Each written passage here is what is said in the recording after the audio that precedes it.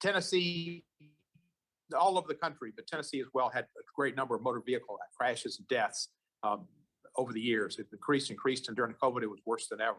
Tennessee had a 7% increase in traffic deaths. 1,217 people lost their lives on the road. Bad times. National Transportation Safety Board, one time Jim Hall of Tennessee chaired, I think, critical role to play in preventing these crashes. I've championed this Complete Streets Act, and with Ed Markey in the Senate, and it was provide safe and accessible options for multiple travel modes, including people walking, people bicycling, and other modes of transportation. And parts of it were in the bipartisan infrastructure bill, but that didn't make it. Our part didn't make it because it was in the House bill, and we took the Senate bill, which was a satisfactory but not pleasing. What is your attitude about the Complete Streets Act and its effect on traffic safety for pedestrians and bicyclists and all the different modes of skateboarding and whatever else they do now?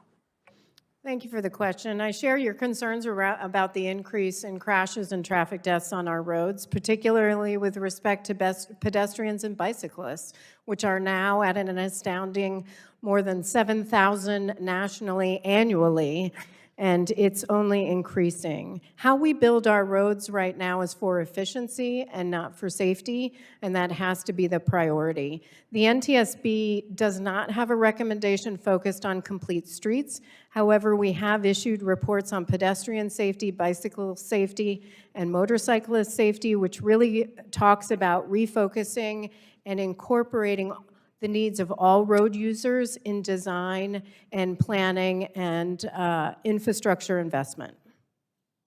Is that the safe system approach? That's correct. We do endorse the safe system approach. It's on our most wanted list of transportation safety improvements. But you don't have a disparaging word, or whatever they say in that song, but the West about complete streets.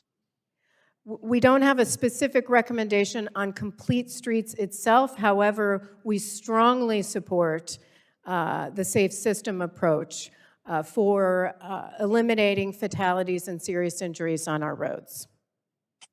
You know, we always talk about bicycles and safety and all, and that's important. But we've also got these little micro-mobility? Yeah, whatever they rent and go around on scooters. Has there been Birds or whatever they're called and a couple other companies? Have they been a large increase in accidents and deaths because of those being around? Congressman, I'm sorry, I'm going to have to get back to you on the record on fatalities and injuries with respect to scooters and specifically micromobility, but we will circle back on that. There have been increases in pedestrians and bicyclists, for sure. Yeah, well, thank you.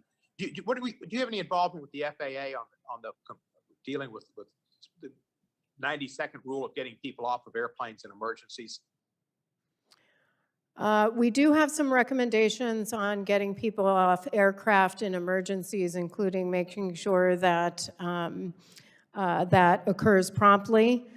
And I'm happy to provide those recommendations for the record as well. I would love that. You know, we had in 2018, I got in our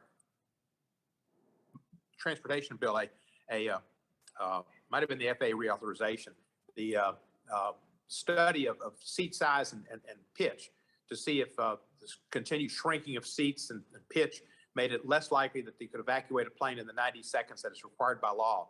They were required to do a study.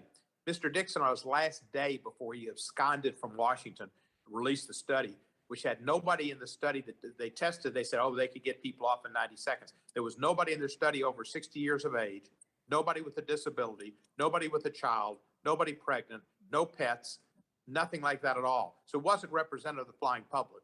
Are you familiar with the completely absurd sample that they chose to conduct this and why it took them 3.5 years to do it?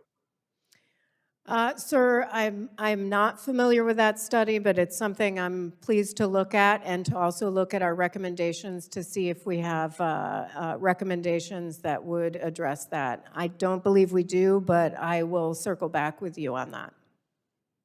Thank you. I appreciate it so much. You've got such a great reputation and do such a good job. And the FAA totally bungled this. And I don't know if it was because they didn't want to get the answers, but you need to have a representative of the flying public to get a proper test. And with that, I yield back the balance of my time. And thank you for your continuing work that Jim Hall did for a while.